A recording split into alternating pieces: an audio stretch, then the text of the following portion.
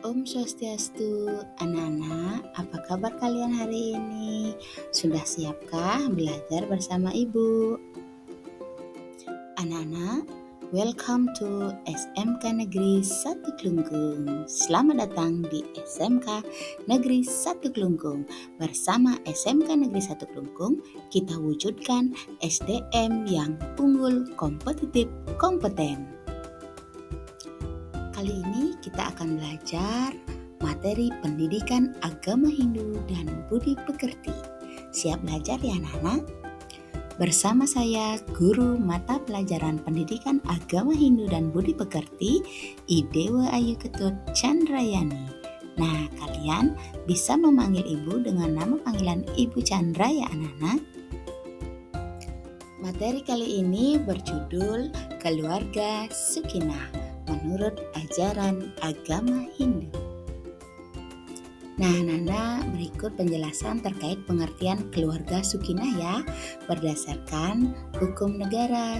Nah, dasar hukum negara terkait keluarga Sukinah adalah Undang-Undang Nomor 10 Tahun 92, Pasal 1 yang menyebutkan keluarga Sukinah itu adalah keluarga sejahtera, yaitu keluarga yang dibentuk berdasarkan atas perkawinan, mampu memenuhi kebutuhan hidup berdasarkan material dan spiritual yang layak.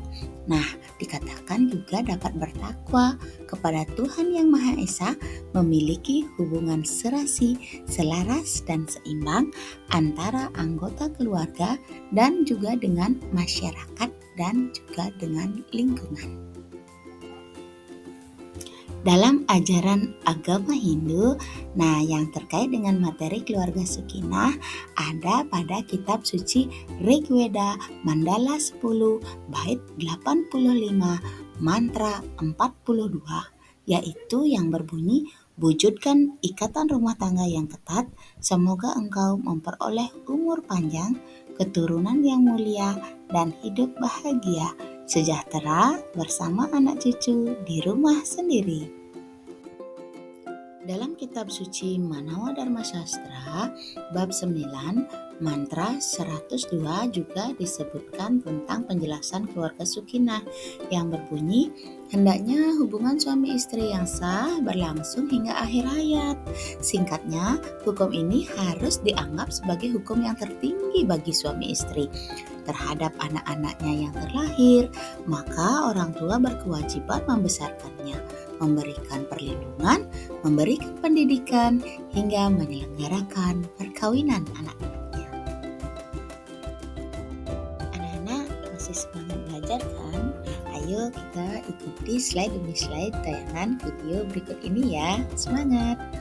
Nah, lanjut materi ya. Terdapat 3 kata kunci utama dari pemaknaan keluarga Sukinah, yaitu yang pertama keluarga. Nah, keluarga ini yang berkaitan dengan Grahastha Asrama ya, yaitu ada dalam 4 fase kehidupan umat Hindu yang disebut Catur Asrama Dharma.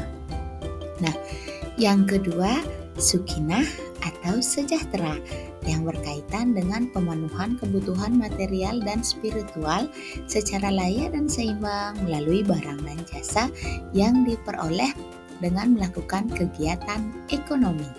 Nah, yang ketiga yaitu membangun komunikasi yang harmonis antar sesama keluarga dan masyarakat, dan juga dengan Tuhan ya anak-anak. Hal ini dikaitkan dengan konsep Trihita Karana.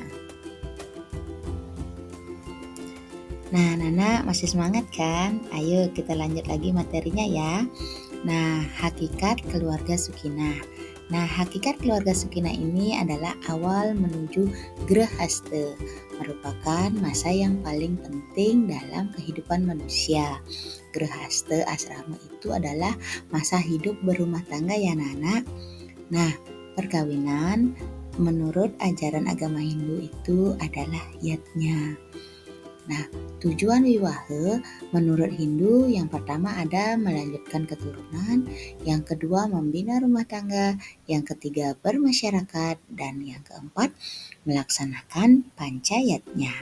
Nah, keempat kewajiban ini sesungguhnya adalah tugas mulia yang patut diemban dan dilaksanakan selama hidup bersuami istri.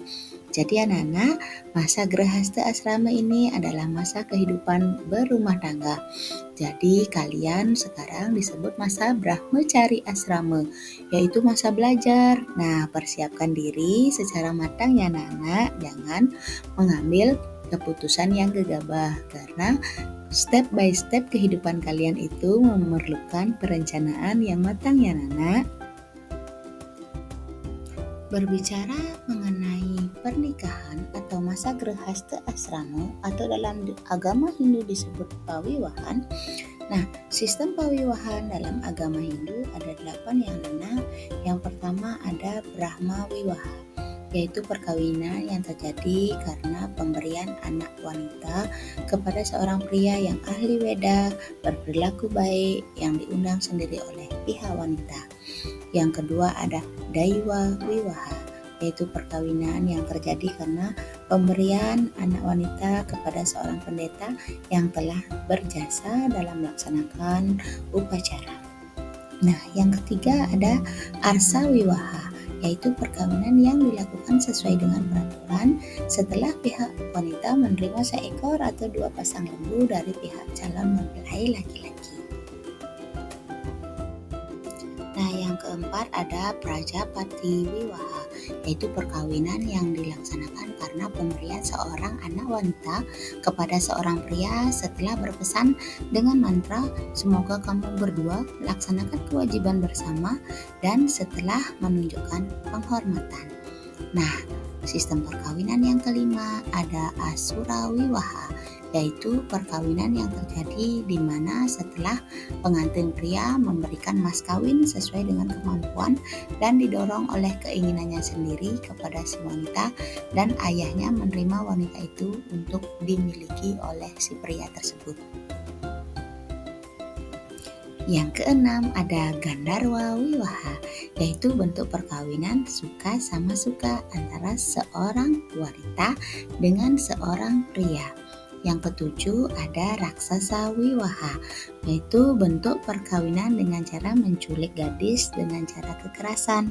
Nah, yang kedelapan ada Paisaca Wiwaha, yaitu bentuk perkawinan dengan cara mencuri, memaksa, dan membuat bingung atau mabuk atau mengguna-guna seorang wanita. Nah, anak-anak, dari sekian jenis pawiwahan, tentu yang disarankan adalah Gandharwa Wiwaha ya anak-anak, yaitu perkawinan antara seorang wanita dan seorang pria yang saling suka satu sama lain. Nah, tentu yang harus dihindari adalah yaitu yang nomor 7 dan 8 karena memaksakan kehendak itu tidak baik ya anak-anak.